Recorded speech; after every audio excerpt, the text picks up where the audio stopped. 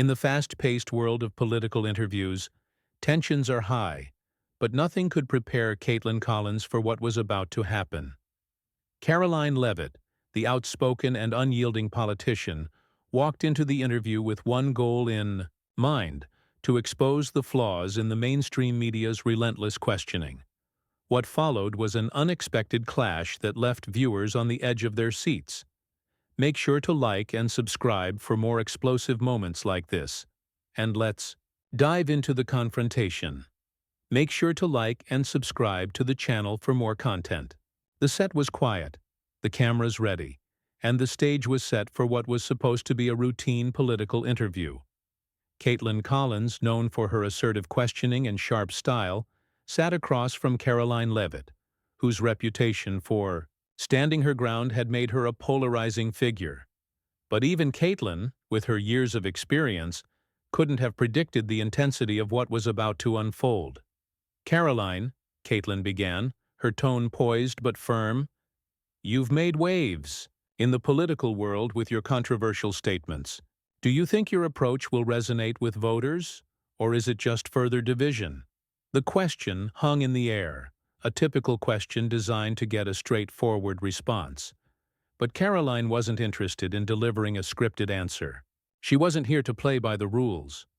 She leaned forward, her eyes never leaving Kaitlan's, as if daring her to ask more. "I'm not here to divide," Karoline replied, her voice steady but laced with a quiet intensity. "I'm here to challenge the way we've been told to think." "You want a simple answer, Kaitlan? You want me to fit into a box that your audience can digest easily?" "That's not what I'm about." Kaitlan, visibly unfazed, repeated the same question. "But Karoline, isn't your rhetoric exactly what's dividing the nation? Isn't it dangerous to lean into that kind of approach?" The repetition was almost deliberate, as if Kaitlan expected a different answer, one that fit neatly into the narrative she had built. But Karoline wasn't going to give in. Instead, she paused, locking eyes with the host. "Are you really asking me the same question, Kaitlan? Or are you trying to make me say what you want to hear?" Karoline's voice grew sharper with each word. "You ask if I'm dividing the nation, but what about you? What about the media? Don't you think you're playing a part in all this? Creating division for the sake of a headline, a soundbite, a viral moment." The tension between the two was palpable now. Kaitlan, caught off guard by Karoline's defiance, seemed momentarily stunned. The usual rhythm of the interview had shifted. The questions were no longer a one-sided pursuit. Karoline was holding her ground, and it was clear that the dynamic was changing. The audience could feel the change, too. The air in the studio seemed to thicken, the intensity building with every second. Kaitlan, despite her confidence, knew she was now in uncharted waters.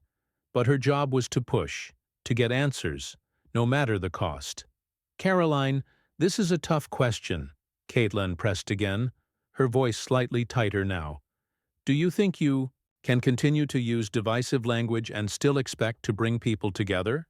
Is this really the way forward?" But Karoline wasn't finished yet. "Do you ever stop to think about the people who are watching us, Kaitlan? The ones who feel forgotten? The ones who are fed up with the same tired narratives? You think they're buying into your brand of division? Or are they looking for someone who speaks honestly, someone who doesn't care about the party lines or the ratings?" Kaitlan didn't know how to respond at first. Her usual tactics weren't working.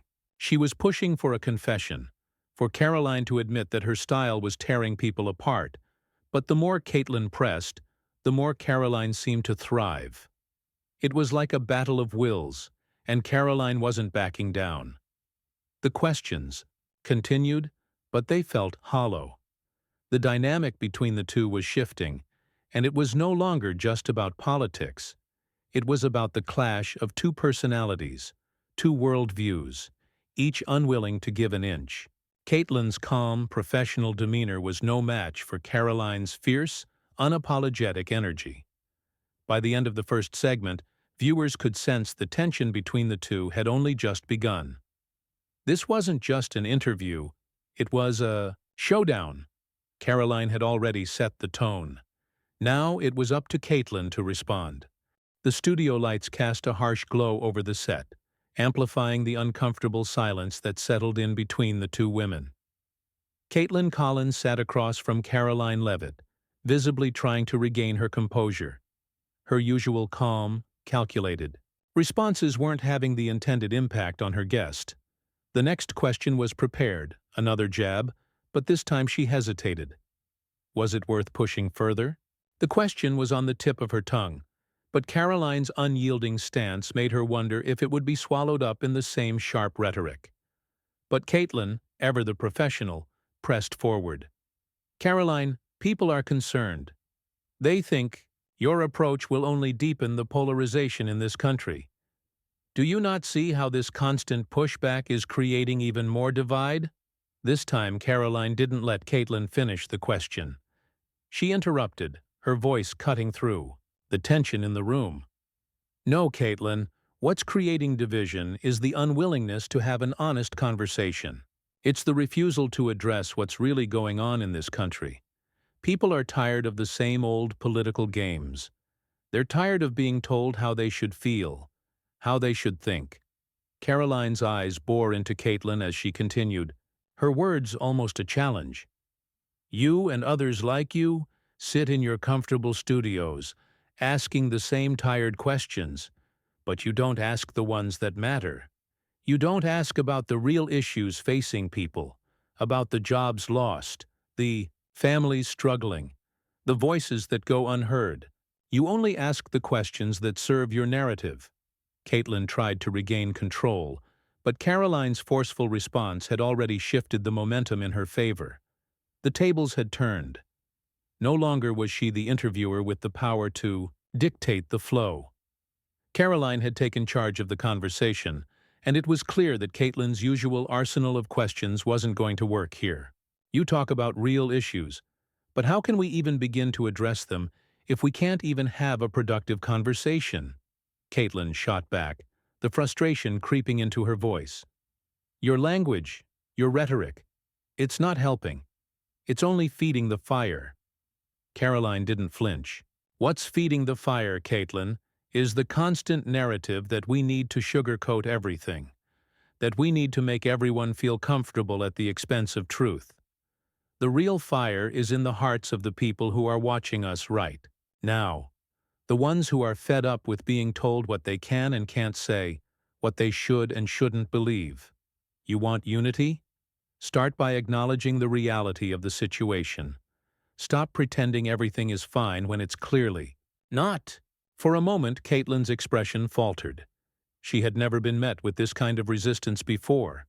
She had interviewed countless politicians, but few had been so unwavering in their resolve. Karoline wasn't simply playing the game. She was rewriting the rules. There was a palpable shift in the air. The audience could feel the tension mounting, as if the temperature in the room had risen several degrees.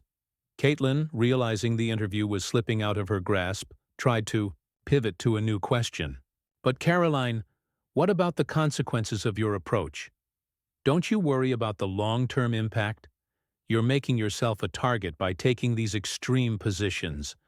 Karoline leaned back in her chair, her gaze unwavering. I've never been afraid of being a target. I'm not here to play it safe or keep everyone comfortable. I'm here to make people think. And if that means being a target, so be it. But you... She paused, locking eyes with Kaitlan. You and others like you are more interested in maintaining the status quo than actually addressing the issues that matter. Kaitlan's grip on the conversation was slipping further. This wasn't the interview she had prepared for. This wasn't the Karoline Leavitt she expected to face. But as much as she hated to admit it, Karoline was right. The public wasn't interested in soft answers or political niceties anymore. They wanted someone who would speak plainly, even if it was uncomfortable. For a brief moment, Kaitlan fell silent, as if taking in the weight of Karoline's words. The audience, meanwhile, was hanging on every second, captivated by the unexpected power shift in the room. The dynamics had changed entirely. You've said your piece, Karoline, Kaitlan finally said, her voice tight. "But let's see if you can handle the next round of questions." Karoline smiled, her confidence growing with every word Kaitlan spoke. "Bring it on, Kaitlan. I'm not afraid of anything you throw my way." As the tension reached a fever pitch, it was clear that this wasn't just a battle of ideas, it was a battle of wills. And Karoline Leavitt was determined to win. The room seemed to hum with energy as Kaitlan prepared for the next round. Her fingers brushed the papers in front of her, gathering her thoughts, as if trying to regain control. But there was a shift in the air. The audience could feel it. Karoline Leavitt was no longer just a politician defending her views. She had become an undeniable force, one that Kaitlan was struggling to contain. Kaitlan cleared her throat, now more calculated in her approach. "All right, Karoline, you keep talking about truth, but let's talk about accountability. If you're so confident in your stance, why do you think so many people are calling your rhetoric harmful? Is it possible that you're not seeing the full picture?" The words hung in the air, a direct challenge to Karoline's entire platform. Kaitlan's voice was firm, but there was an undercurrent of frustration now. She was getting closer to the heart of what she thought might break Karoline's unyielding stance. But Karoline wasn't backing down. Accountability? That's rich coming from someone who's part of the very media that's made a business out of telling half-truths. Karoline's shot back, her tone cool but biting. "You want accountability? Let's talk about the accountability of the mainstream media, which refuses to ask the tough questions. The ones that people like you avoid because they might challenge the narrative." Kaitlan flinched, the sting of Karoline's words landing squarely in the pit of her stomach. She was being cornered, and it was clear that Karoline was prepared to fight every step of the way. The usual game of push and pull had turned into something far more intense. "You're deflecting," Kaitlan said, trying to regain her composure. "You're not answering the question. People are worried about your dangerous rhetoric. They believe it's inciting anger, division, and even violence. Do you understand how your words are affecting the public?" Karoline's gaze never wavered. She leaned forward, her voice growing even more intense. "You want to talk about inciting division? You're part of the problem, Kaitlan. You sit there, week after week, asking the same tired questions, framing everything as a debate between good and bad. But the truth is far more complicated. You think by labeling someone as divisive, you can stop the conversation? You think by calling someone dangerous, you can shut them down?" The tension was escalating rapidly. Kaitlan's usual calm demeanor was cracking, and for the first time, it was clear she wasn't sure how to handle someone who refused to follow the rules of media interviews. Karoline wasn't letting her off the hook, and what was even more disorienting was the fact that Karoline's words seemed to be resonating with the audience, many of whom were nodding along, captivated by her unfiltered, raw honesty.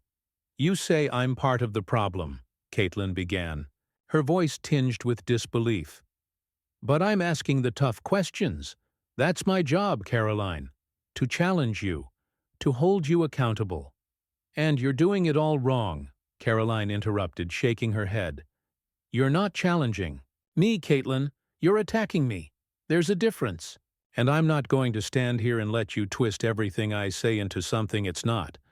I'm not afraid of tough questions, but I won't let you misrepresent what I stand for." The atmosphere in the room had become almost electric. The back and forth was no longer just about politics. It was personal. The stakes had risen, and there was no going back now. Kaitlan, her confidence shaken, was visibly flustered. She had underestimated Karoline, and the moment was slipping away from her. "You've been doing a lot of talking, Karoline, but you haven't really answered the question," Kaitlan said, trying to steady her nerves. "Is it possible you're blind to the consequences of your actions? That maybe your way of thinking is actually making things worse?" Karoline's expression softened for a moment, almost as if she were looking at Kaitlan with a touch of pity. "You still don't get it, do you? I'm not here to fix what you think is broken. I'm here to break the system. And I'm not going to apologize for it. Not now, not ever." The weight of Karoline's words hung in the air, the studio silent for a moment. Kaitlan had no immediate response. She was caught between wanting to defend her position and realizing that Karoline wasn't someone who could be easily backed into a corner. The stakes were higher now than they had ever been before. The audience could feel it. Karoline wasn't just holding her own, she was owning the moment. And Kaitlan, despite her best efforts, was struggling to regain control. As the seconds ticked by, the tension only seemed to grow. Kaitlan, once confident and in charge, now found herself on the defensive. The roles had reversed, and it was clear that this interview was no longer about presenting the facts. It was about survival. The room was thick with anticipation. The cameras seemed to focus on Kaitlan Collins' every move, capturing the subtle shifts in her expression as the interview spiraled into uncharted territory. Karoline Leavitt, ever composed, sat back, arms folded, her gaze unwavering as she watched her adversary wrestle with the words she'd been preparing for hours. The balance of power had completely shifted. Kaitlan was now in the position of the one defending herself, her earlier calm composure gone. Kaitlan finally spoke, her voice clipped, almost as if trying to reclaim some semblance of control. Karoline, this is not about breaking the system. It's about the people who suffer when rhetoric like yours is taken to extremes. You're playing with fire, and you know it. But Karoline's smirk didn't fade. No, Kaitlan, you're the one playing with fire, she said, her voice calm but biting. You're the one that keeps pretending that your way is the only way to get things done. Your safe narratives are what keep us stuck in this endless loop. You think that if you keep people comfortable, you can avoid conflict. Well, that's not how progress is made. People want change, real change, not the same old platitudes. You're scared of that. Scared of what it means if people wake up and realize they don't need to keep following the same tired script. Kaitlan's eyes narrowed, and the tension between them escalated. It was clear that Karoline wasn't just defending her position anymore.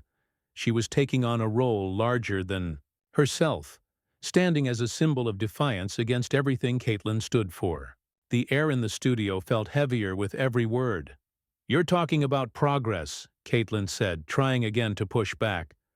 But your version of progress is a threat to stability. You want to tear down everything we've worked so hard to build, and for what? To satisfy your ego? To get attention? Karoline leaned forward, her voice dropping just enough to ensure every word cut through the chaos. I'm not here for attention. I'm here to speak the truth, whether people like it or not. But you wouldn't know anything about that, would you? You've built your career on telling people what they want to hear, not what they need to hear.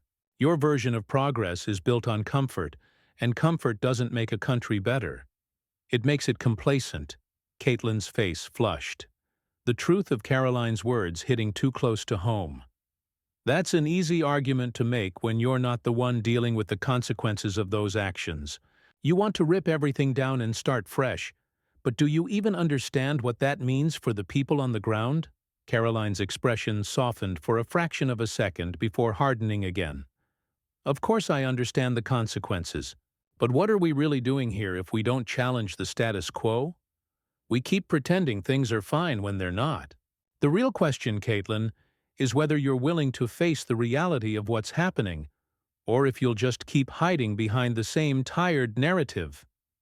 The words stung, and Kaitlan fought to regain her footing, the words coming more slowly now, tinged with frustration. You keep saying the same thing, but at some point, doesn't it just become noise? You're not offering anything new, Karoline.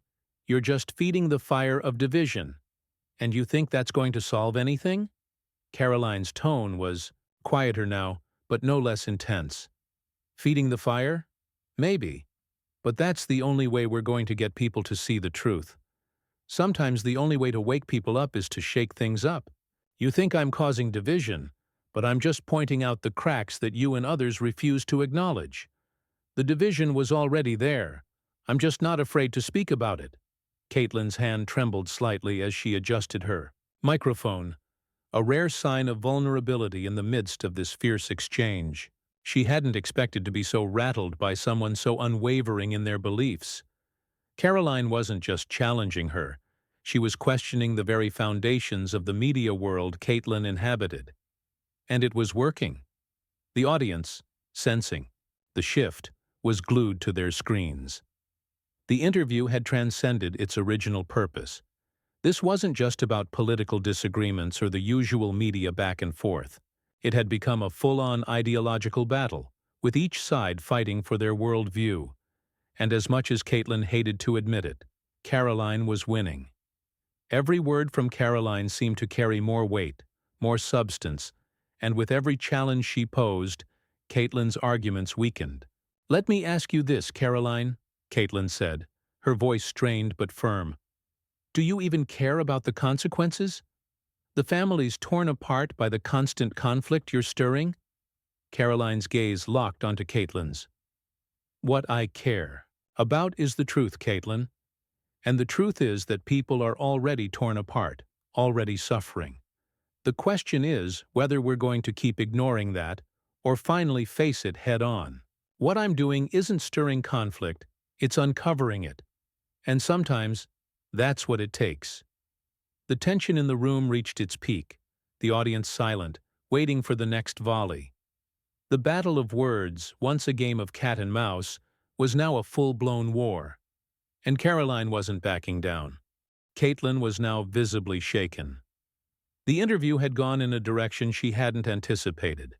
Her composure, once so steady and unshakable, was beginning to unravel under the weight of Karoline Leavitt's unrelenting assault. It wasn't just the force of Karoline's words that had rattled her. It was the realization that Karoline wasn't playing by the usual rules. She wasn't simply answering questions. She was rewriting the narrative of the entire conversation. And Kaitlan couldn't keep up. Her breath caught in her throat as she looked down at her notes, trying to formulate her next question. But nothing came. The words felt hollow now, like they would only be another fruitless attempt to regain control. Karoline had broken through her defenses, and the air in the room was thick with the feeling of impending defeat. "I'll be honest, Karoline," Kaitlan said, her voice barely above a whisper. "You've got me cornered. I don't know how much more of this I can take." The words hung in the air like a confession. For the first time in the entire interview, Kaitlan had admitted defeat. The audience could feel it. This wasn't just a political battle anymore. This was something far more personal. Karoline had done the impossible. She had turned the tables, and there was nothing Kaitlan could do to stop it. Karoline's face softened just slightly, but her tone remained as sharp as ever. "Kaitlan, this isn't about you or me. It's about the truth. And if you can't see that, then maybe you need to step back and ask yourself why. This isn't personal. It's about the bigger picture. About breaking free from the narratives that keep us trapped." Kaitlan stared at her for a moment, trying to process what Karoline was saying. She knew she couldn't fight back. Not anymore. The audience, sensing the shift, was hanging on to every word, aware that they were witnessing something monumental. This wasn't just a political exchange. It was a fight for truth, for control, and for the power of narrative itself. The silence between them grew, each second stretching into eternity. Kaitlan's mind raced, but she couldn't find the words to continue. Karoline had effectively silenced her, not through force, but through clarity, conviction, and the sheer power of her unwavering stance. Kaitlan had tried to corner Karoline, but in the end, it was Karoline who had exposed the cracks in Kaitlan's own arguments. With a final glance at the camera, Kaitlan seemed to regain her composure just enough to close the interview.